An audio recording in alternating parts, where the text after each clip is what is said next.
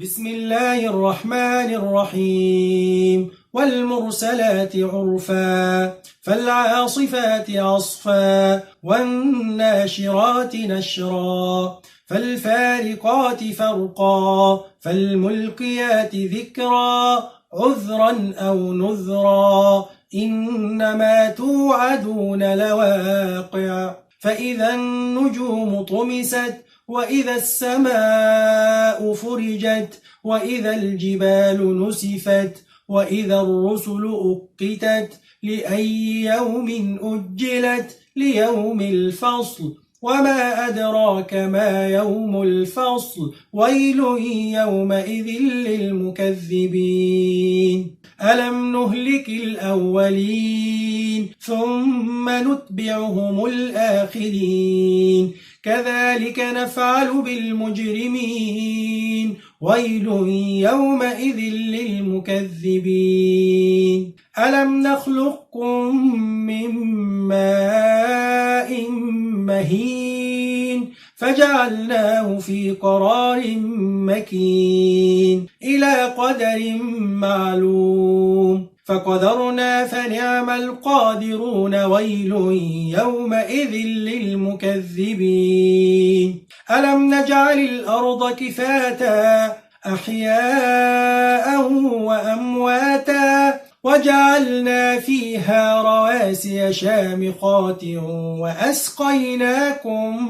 ماء فراتا ويل يومئذ للمكذبين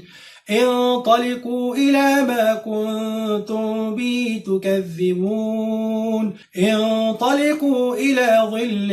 ذي 3 شعب لا ظليل ولا يغني من اللهب إنها ترمي بشرر كالقصر كأنه جمالة صفر ويل يومئذ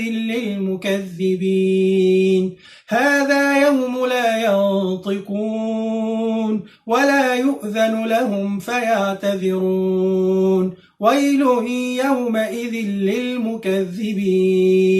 هذا يوم الفصل جمعناكم والأولين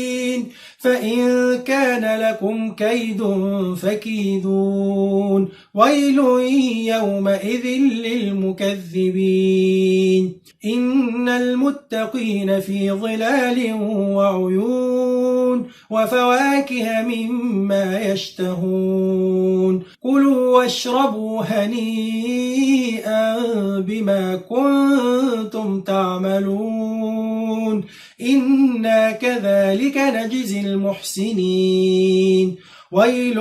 يومئذ للمكذبين كلوا وتمتعوا قليلا إنكم مجرمون ويل يومئذ للمكذبين